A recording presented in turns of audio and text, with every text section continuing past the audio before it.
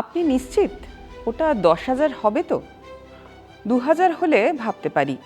না না, 5,000-এর কম করবেন না। না, কোনো চলতি বাজারের দরাদরি নয়, এটা হাইকোর্টের এজলাসে বিচারপতি আর আইনজীবীর কথোপকথন। বিষয় 21শে জুলাই। সেই 21শে জুলাই যেখানে লাখে হিসেব হতো, মঞ্চেই থাকতো প্রায় শখানেক লোক। মমতা বন্দ্যোপাধ্যায়ের কণ্ঠস্বর শুনতে কত লোক যে আসতো সঠিক হিসেব বলা কারো পক্ষেই সম্ভব হতো না।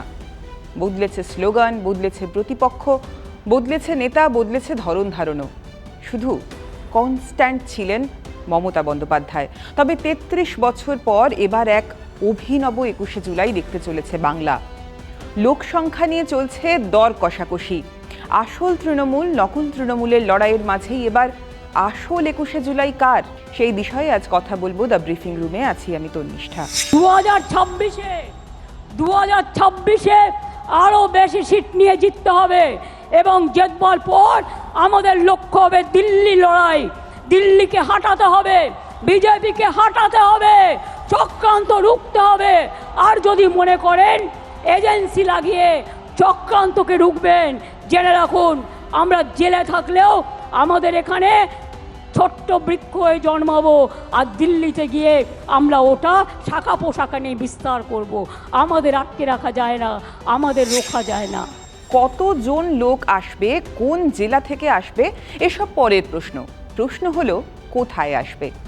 গত 15 বছর ধরে এক বার্ষিক উৎসবে পরিণত হওয়া 21শে জুলাই যারা কলকাতায় আসতেন, তারা কি এখন আসল নকলের টানা পড়ে নে? কোন মঞ্চের সামনে যাবেন তারা? কোথায় থাকবে শহীদ পরিবার? 1993 সালে যুব কংগ্রেসের ব্যানারে যারা মমতা বন্দ্যোপাধ্যায়ের নেতৃত্বে আন্দোলন করতে গিয়ে প্রাণ দিয়েছিলেন, তাদের শ্রদ্ধা জানাতেই এই 21শে জুলাই পালন। 21-এর অধিকার কংগ্রেসের নাকি তৃণমূলের, এ বিতর্ক চিরকালই ছিল। কিন্তু 21-এর কপিরাইট কখনোই ছাড়েননি মমতা বন্দ্যোপাধ্যায়। কংগ্রেস ছেড়ে তৃণমূল তৈরি করার পর 21শও চলে যায় তৃণমূলে। মমতার পথেই দিনে দিনে দাপট বেড়েছে, জৌলুস বেড়েছে 21-এর। আর এবার তৃণমূলই ভেঙে ছারখার, ছিন্ন ভিন্ন 21শও। রাস্তার একটা অংশে সভা করতে এখন আদালতে ছুটতে হচ্ছে মমতাকে। কত লোক নিয়ে সভা করবেন সেটাও বেঁধে দিচ্ছে হাইকোর্ট। 10,000 লোক হবে কিনা সন্দেহ প্রকাশ করছেন খোদ বিচারপতি। কেউ কেউ বলেন এই 21শে জুলাইতেই তৃণমূল তৈরির বীজ বপন হয়েছিল, সেই উত্থান থেকে পতন। 21শও যেন একটা বৃত্ত সম্পূর্ণ করতে চলেছে এবার। এখনো পর্যন্ত যা খবর তাতে শহরের 3 জায়গায় 21শে জুলাই পালন হবে। শহীদ মিনারে পালন করবে কংগ্রেস, গান্ধী মূর্তির প্রাদদেশে সভা হবে ঋতব্রত শিবিরের, আর বিড়লা প্ল্যানেটোরিয়ামের সামনে একদিকের রাস্তায় সভা করার অনুমতি জুটেছে মমতা বন্দ্যোপাধ্যায়ের শিবিরের। তবে অবাক হবেন না যদি আরও একটা 21শে জুলাই পালন হয়। ইতিমধ্যেই সেই ইঙ্গিতও মিলেছে। শহীদ কিন্তু সবার, যে ভারতবর্ষের স্বাধীনতা সংগ্রামে শহীদ হয়েছে তিনিও শহীদ, যিনি প্রাণ দিয়েছেন পশ্চিমবাংলায় আইন শৃঙ্খলা রক্ষার স্বার্থে তিনিও শহীদ। পৃথিবীর যে কোনো কোণে যিনি জীবন দিয়েছেন কোনো একটা বিষয়ে, তাকে সম্মান জানানোটা বাকিদের কাজ। যারা রাজনীতি করেন তারা তো বিশেষভাবে এইগুলো মেনে চলেন। এবং ঘটনাটা তো আমার চোখের সামনে ঘটেছিল, সেটা নিয়ে তো শুধু খালি আমার শহীদ তোমার শহীদ, আজকে শহীদ মিনারের শহীদ না গান্ধী মূর্তির পাদদেশের শহীদ সেটা নয়। আমরাও তখন সেখানে ছিলাম এবং পৃথিবীর সকল শহীদকে সম্মান জানানোটা কর্তব্য বলে আমরাও সেটা পালন করব। হ্যাঁ, এনডিএ তথা বিজেপি নেতৃত্বাধীন জোটকে সমর্থন জানানোর কথা বলেও 21 ভুলতে পারছেন না কাকলিরা। ভুলবেনই বা কি করে? সেদিন তো তিনিও ছিলেন রাস্তায়। তার মতো এমন অনেকেই 1993 সালের সেই ঐতিহাসিক আন্দোলনে সামিল ছিলেন, যাদের সঙ্গে আজ মমতার যোজন দূরত্ব। কাকলি ঘোষ দস্তিদার, সুদীপ বন্দ্যোপাধ্যায়রা সেদিন ভুলে যান কি করে? তবে এখনো পর্যন্ত এই এনসিপিআইতে মিশে যাওয়া সাংসদদের তরফে কোনো পৃথক 21শে জুলাই পালনের কথা বলা হয়নি। তবে এবার যাদের 21শে জুলাই নিয়ে সব থেকে বেশি আলোচনা চলছে, যাদের টিমে নাকি মেসি, রোনাল্ডো সবাই আছেন, তাদের কাছেই 21-এর শক্তি প্রদর্শন সব থেকে বড় চ্যালেঞ্জ।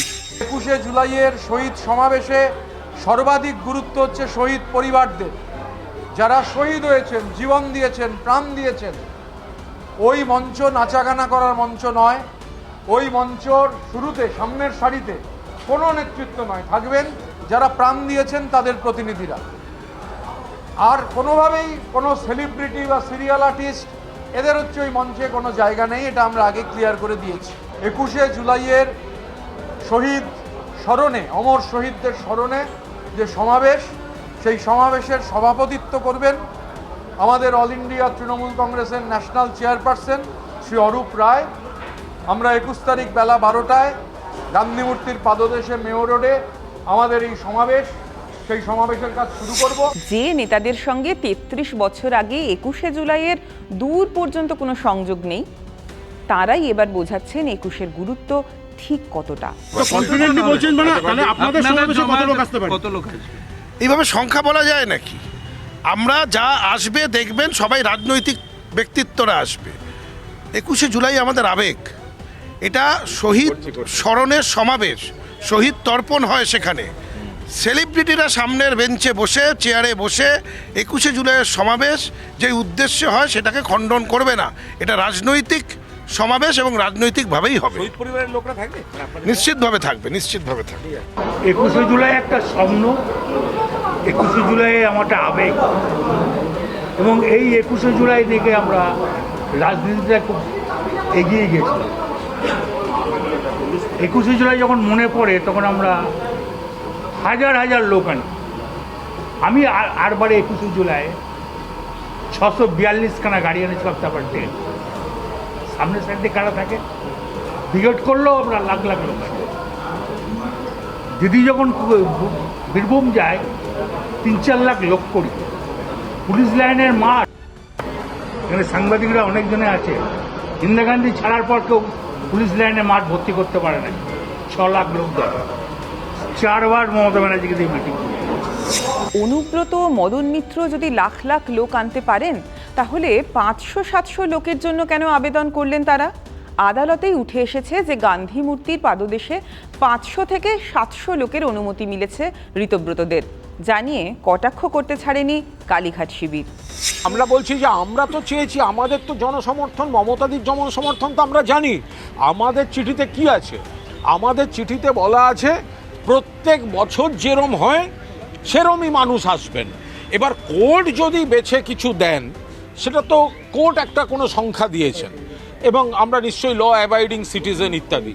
কিন্তু যারা এত নাকি বিপ্লবী, এত নাকি সব লোক যাচ্ছে, আরে তারা তো আবেদন করেছে 700 থেকে 800 লোকের। সেই চিঠিটা বার করতে বলুন ভাই। উত্তম মঞ্চে করলেন না কেন?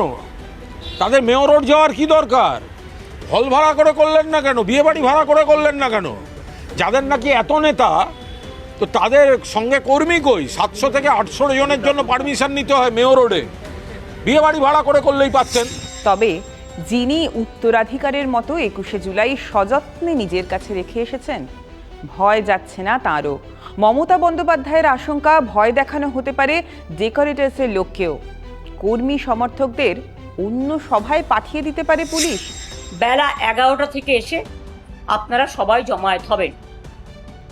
আমার ছবির দরকার নেই, কারো ছবির দরকার নেই। তৃণমূলের সিম্বলটা দেবেন, আর বিড়লা প্ল্যানেটেরিয়াম চলো বা কলকাতা চলো স্লোগানটা রাখবেন। আর জায়গাটা হচ্ছে বিড়লা প্ল্যানেটেরিয়াম আমাদের। ভুল করে অন্য জায়গায় যাবেন না। পুলিশ যদি অন্য জায়গায় ঢুকিয়েও দেয়, বাঁধ ভেঙে চলে আসবেন। এবং যে মানুষরা প্রতি বছর 21শে জুলাই শহীদ তর্পণ করেন, তাদের কাছে আমার হাত জোর করে আবেদন থাকবে, ওই দিনটা আপনারা আসবেন। ওই দিন আমরা 21শে জুলাই সহ সমস্ত শহীদদের আমরা স্মরণ করি। 40 বছর ধরে এই প্রোগ্রাম আমরা করে আসছি। গত 15 বছরে অনেক কিছুর সাক্ষী হয়েছে 21-এর মঞ্চ। সিপিএমের বিরুদ্ধে স্লোগান বদলে নিশানায় আসে বিজেপি। মুকুল রায়ের বদলে সেকেন্ড ম্যান হয়ে মঞ্চে জায়গা পান অভিষেক বন্দ্যোপাধ্যায়। হাজারের বদলে লাখে শুরু হয় গুনতি। তবে সবার শেষে 21 ছিল মমতার ক্ষমতা প্রদর্শনের মঞ্চ, রাজনৈতিক আস্ফলনের প্ল্যাটফর্ম। আর এবার সেই 21 শুধু জানান দেওয়ার মঞ্চ যে মমতাও আছেন। আর 21-এ সেই 13 জনের মৃত্যুর দায় কার? চট্টোপাধ্যায় কমিশনের রিপোর্ট কেন কোনোদিন প্রকাশ্যে এলো না? সেসব প্রশ্ন এখন স্মৃতির অতলে।